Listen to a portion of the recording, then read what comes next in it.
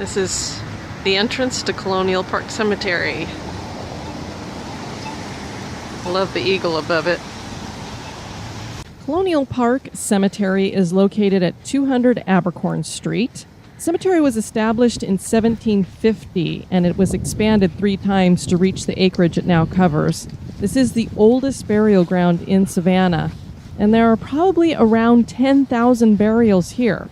But you'll notice as I walk around, there's not very many headstones, and many of them were removed for aesthetic purposes. Planners didn't like how crowded it appeared to be. And there were some vandals that came through as well.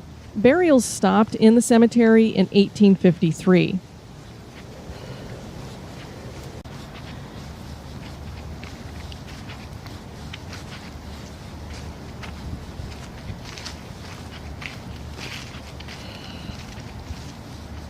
What you'll see as I walk along the back here, this is where many of the headstones that were removed were placed, was along this back wall here.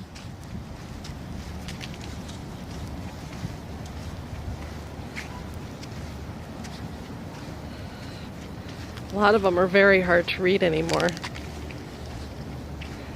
So I don't know if they just couldn't trace the burials. And so they just put them back there. I'm not quite sure. But it just goes on and on and on. Colonial Park Cemetery is reputedly haunted. There are numerous ghosts and apparitions that have been seen here. There's lots of mysterious sounds, and it's thought to be caused by a lot of the tragic deaths that happened. Some of these people died in the Revolutionary War. We have a yellow fever epidemic that rolled through here. And then there's a whole area where people are buried that died during duels. There were so many dueling deaths, they were too numerous to count.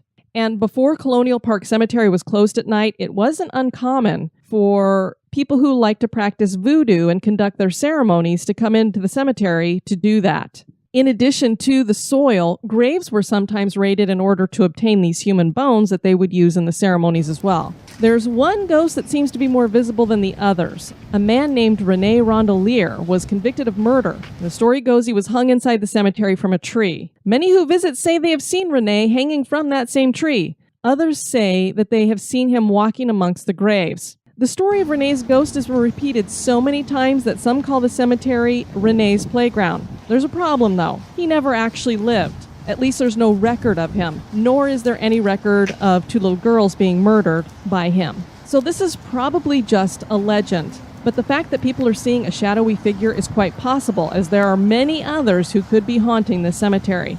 People hear disembodied voices, and just south of the south wall of Colonial Park Cemetery is a small park, which contains a basketball court and a children's playground, and it's rumored that this was the dueling ground for many of the people who died from duels that are here in the cemetery. There also is supposedly a mass grave in here for yellow fever victims.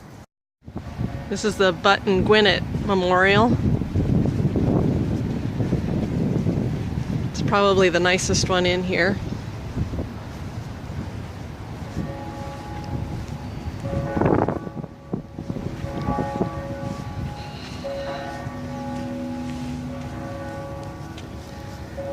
He was the Georgia signer of the Declaration of Independence, and he was also president of Georgia.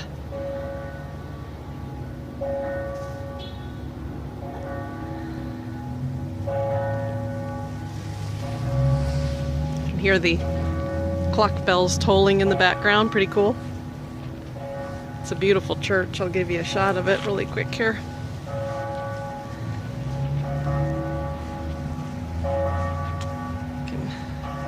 See the steeples there in the distance?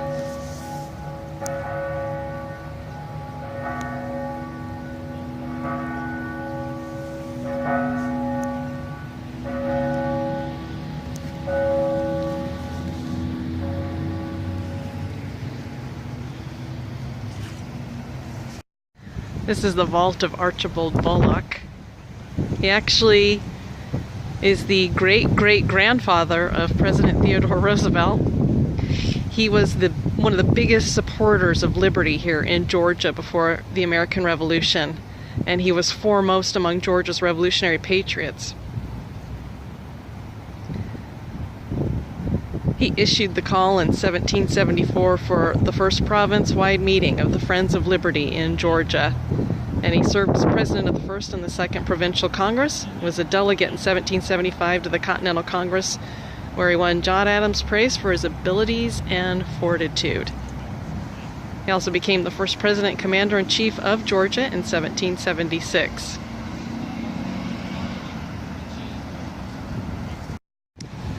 General Samuel Elbert is buried here. He became brigadier general in the Continental Army and governor of Georgia. He came here from South Carolina as an orphan to Savannah. He prospered in mercantile pursuits and as an Indian trader. He was commissioned in 1776 as lieutenant colonel of the 1st Continental Regiment raised here, and he participated in 2 Florida expeditions. He commanded the Georgia Line at the Fall of Savannah and was captured by the British at Pryor Creek in 1779 and later took part in the Yorktown campaign. He was promoted to brigadier general in the Continental Army in 1783, and then he eventually became governor of the state of Georgia. He died in 1788. He was originally buried at Ray's Hall Plantation in Savannah, and then they brought him here later.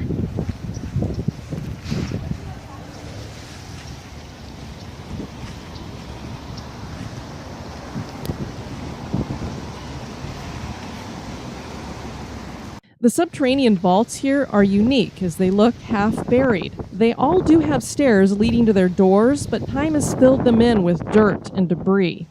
During the Civil War, General Sherman's troops were looking for a place to stay, and they used Colonial Park Cemetery as a place to camp out. The soldiers went into the subterranean vaults because they were going to be a lot warmer than being outside, and they threw the bodies out so that they could take the place of where the bodies were laying and have a good place to sleep. They also got bored and took to marking a lot of the headstones, adding numbers and things to them, so that a girl who died when she was 21 was changed to dying at 121. So there was some vandalism done to the tombstones by the soldiers. There's about 50 of these above-ground vaults. As I move around, you're going to see a lot of curved pathways, park benches, and landscaping, and these were all added in 1896, and it was about that same time that the headstones were removed. They wanted to make it look more like a park. Colonel James S. McIntosh and General Lachlan McIntosh are buried here.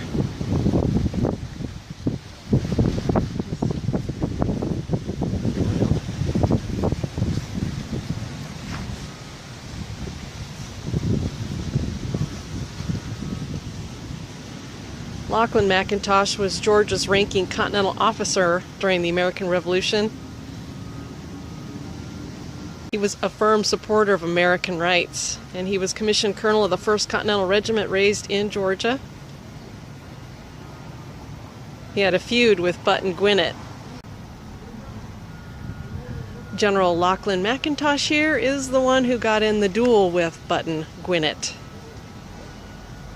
He served with credit at Valley Forge, and Washington described him as an officer of great worth and merit. He gave him command of the Western Department at Fort Pitt.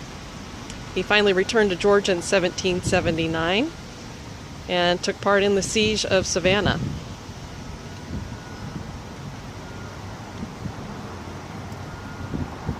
He was eventually captured when Charleston fell in 1780.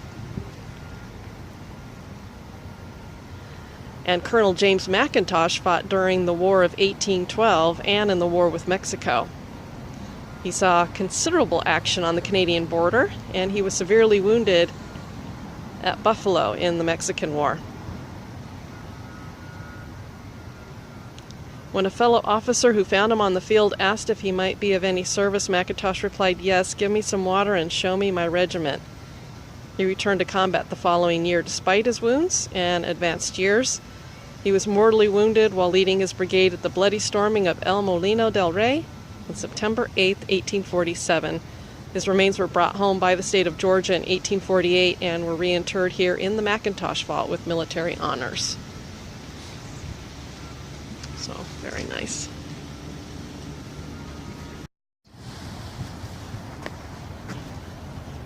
This is where Major John Berrien is buried.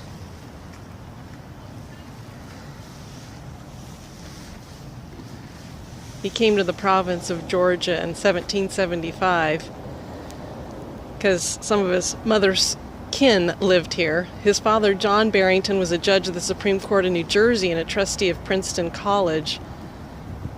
From the Berrien home at Rock Hill, New Jersey, General Washington issued his farewell address to the Army in 1783.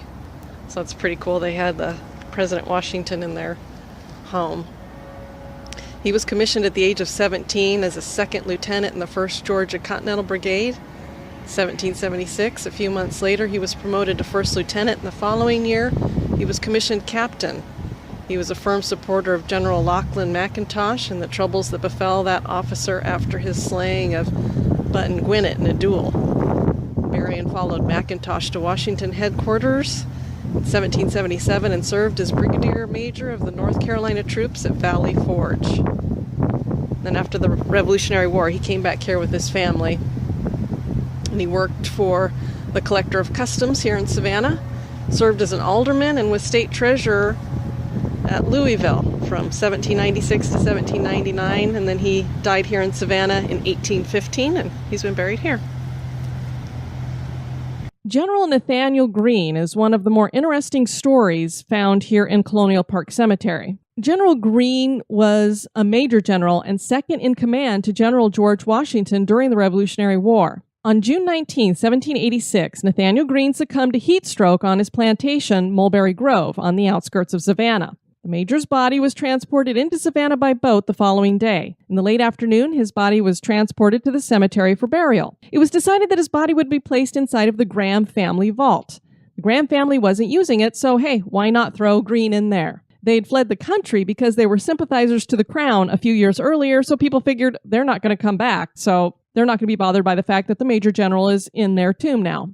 A few years after Nathaniel Greene was laid to rest inside of the vault, it was opened up for his son George Washington Greene. George died when his boat overturned near Mulberry Grove. The location wasn't a very lucky place for the Greene family. He was placed in the vault with his father on April 4th, 1790. It only took Savannah about 30 years to lose the body of Nathaniel Greene and his son. A committee was appointed and tried unsuccessfully to locate the final resting spot of Nathaniel Greene. Finally, in 1901, Asa Bird, president of the Rhode Island Society of Cincinnati, came to Savannah for the purpose of trying to track down the final burial place of Nathaniel Greene. During the inspection of a number of family vaults in Colonial Park Cemetery, the body of the general and his son were found in the Graham-Mossman family vault. There was a number of pieces of evidence which left no doubt that the bodies were the bodies which were sought after.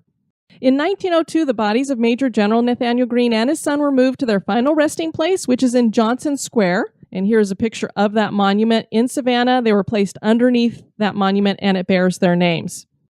There are a lot of interesting burials here. It is a fascinating cemetery. Just the fact that they have the headstones along that back wall is like nothing I've ever seen before. It is a must-see when you are in Savannah. It's right in the heart of all of the squares, so it's easy to find. And is Colonial Park Cemetery haunted? That is for you to decide.